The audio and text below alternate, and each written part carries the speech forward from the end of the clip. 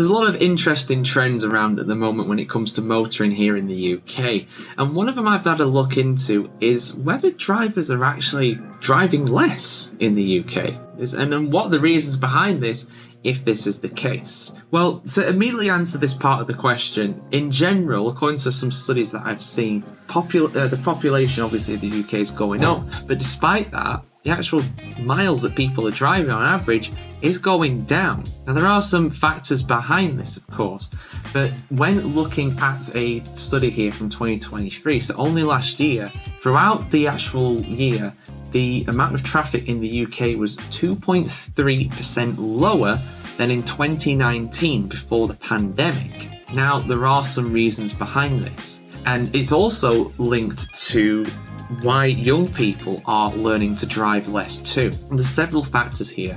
I'll go into some of the good ones because there's some good reasons for this and some bad reasons. A lot more bad than good. But let's just go with the good reasons. One of them is that obviously a lot of people these days work from home, me included. My office is my home office. I don't need a car to go to work because I don't have to do a commute. So that's a lot of reasons. That's the reason behind it. If people don't need to get a car for work and they don't have other commitments that require a car, why would they buy one? You know, it's not cheap. Something I will get into very shortly. But yeah, working from home and the rise of that has been a big reason. The pandemic obviously forced us to work from home or to be furloughed instead. And obviously at the same time, we found out that we could do that. So a lot of workplaces nowadays are remote or offer the option to be hybrid. And if you are going to go into the office, you could just use public transport for that once per month, once per every couple of weeks kind of thing. And there's another thing as well. People are just embracing a more sustainable lifestyle. A lot of people are, realizing that, they've got a big carbon footprint, they're doing damage to the environment. So they just don't want the hassle of having a car. They just think it'd be easier to use the bus or the train or whatever, or just walk if it's possible to do the daily activity. But there are bad reasons too.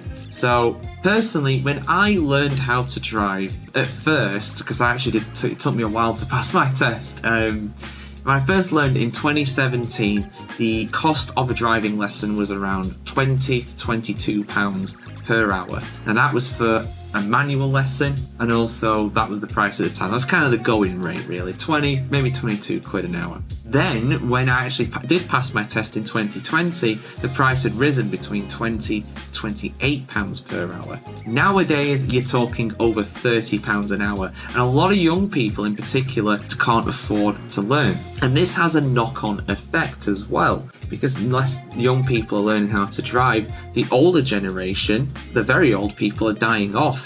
And then obviously people who are older are either unable to drive or just choose not to in their later years, or at least drive less because they've retired. They don't have to go to work, really, even to that point that I said before. Obviously as well, on top of that, it's just the general cost of motoring. Insuring a car as a young person is incredibly expensive. Trust me, I can attest to that. And I'm fortunate enough to be able to do that. But a lot of people my age cannot afford the insurance, and they cannot afford a monthly payment for a new car, I should say. And those that get used cars have to spend a fortune in the garage. They can barely afford to run the thing. And then on top of that too, you've also got shifting urbanisation trends. And what does that mean? Well, think about London, for example. You've got a congestion charge in there. You have to pay to drive your car, and it's just not worth it. You just might as well get public transport. Public transport's great down there. Public transport in the rest of the country is pretty abysmal, but it depends where you live really. If you live in somewhere like Manchester or maybe in Sheffield or these big urban centres, you can get away with not having a car. But if you live in a more rural community, you absolutely need them. But more people these days are living in cities and less are living in the countrysides. So it leads into that too. So there's a lot of reasons there, and basically, the long and short of it is that people are driving less. It's going down in general. Despite the traffic being so bad in this country, there's less cars on the road apparently, would you believe? And that's a trend that's probably going to keep continuing. But there we go, guys. There's your question answered. For much more questions answered on the world of motoring, do keep it tuned here to themotoringchronicle.com.